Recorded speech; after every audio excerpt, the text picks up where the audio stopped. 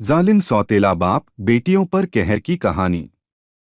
गांव के एक छोटे से घर में शालिनी और पायल अपनी मां सुनीता के साथ रहती थीं।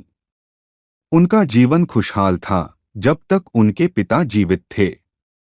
उनके पिता विनोद एक मेहनती किसान थे जो अपनी बेटियों से बेहद प्यार करते थे। लेकिन एक दिन एक दुर्घटना ने उनका जीवन बदल दिया। विनोद की असमय मृत्यु ने सुनीता और उसकी बेटियों को गहरे संकट में डाल दिया।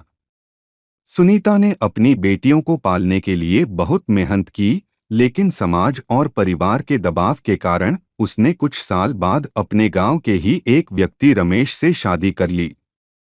रमेश ने शादी के समय सुनीता और उसकी बेटियों से प्यार और देखभाल का वादा किया, लेकिन शादी के बाद उसकी असलियत धीरे धीरे सामने आने लगी।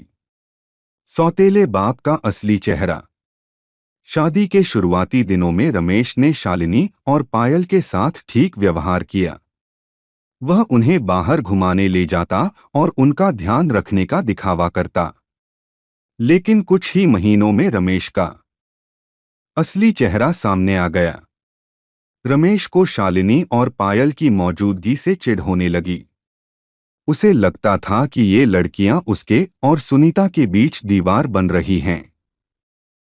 धीरे धीरे उसने उन पर अत्याचार करना शुरू कर दिया।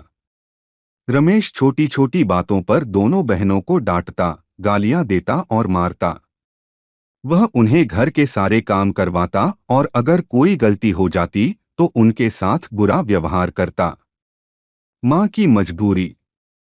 सुनीता अपनी बेटियों पर हो रहे अत्याचार को देखकर अंदर से टूट चुकी थी, लेकिन वह कुछ नहीं कर पाती थी।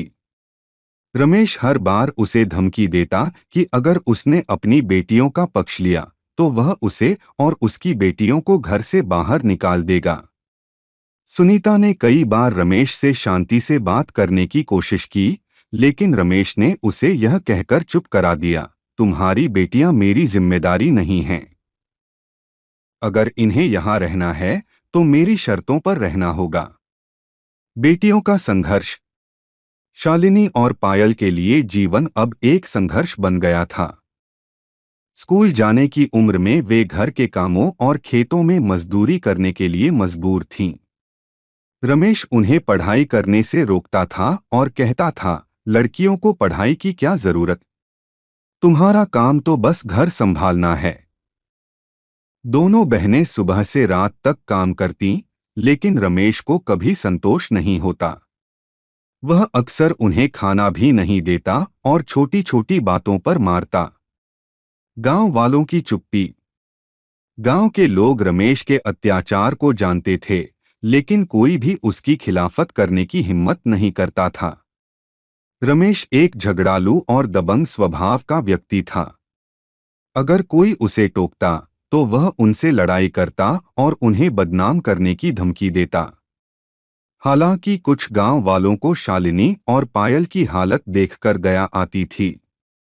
एक दिन गांव की एक बुजुर्ग महिला दादी अम्मा ने सुनीता से कहा, बेटी तुम कब तक सहती रहोगी, तुम्हें अपने और अपनी बेटियों के लिए खड़ा होना होगा। आशा की किरण।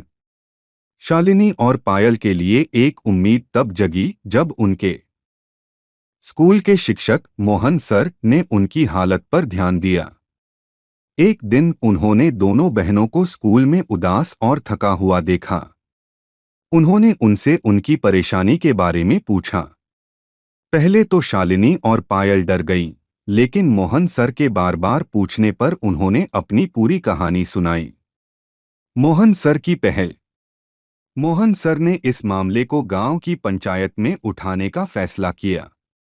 उन्होंने पंचायत के सदस्यों को बुलाया और शालिनी और पायल की हालत के बारे में बताया। पंचायत ने रमेश को तलब किया और उससे सख्त सवाल किए।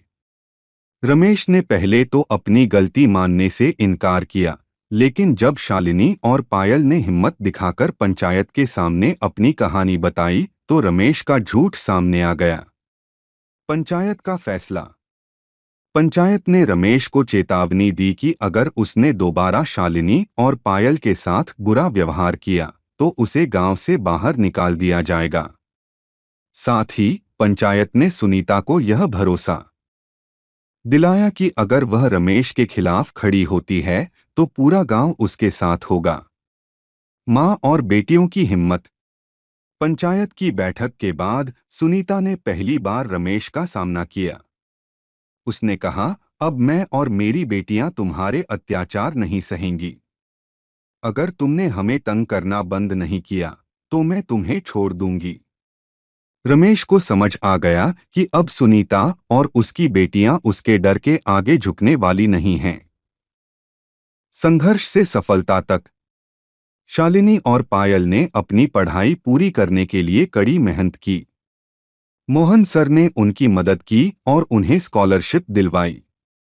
कुछ सालों बाद शालिनी एक शिक्षिका बनी और पायल ने नर्सिंग का कोर्स पूरा किया। दोनों बहनों ने अपनी मां को शहर में अपने साथ बुला लिया। सुनीता अब एक खुशहाल जीवन जी रही थी, जहां उसे और उसकी बेटियों को किसी के अत्याचार का डर नहीं था। रमेश का अकेलापन। रमेश, जो कभी अपनी ताकत और दबंगई पर गर्व करता था, अब अकेला रह गया। गांव के लोगों ने उससे दूरी बना ली और उसे उसकी गलतियों का एहसास कराया। कहानी की सीख। यह कहानी हमें सिखाती है कि अत्याचार के खिलाफ खड़ा होना जरूरी है।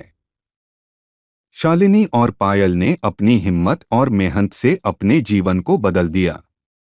यह भी दिखाता है कि सही समय पर सही मदद और साथ मिले तो कोई भी इंसान अपनी जिंदगी में बदलाव ला सकता है। समाप्त।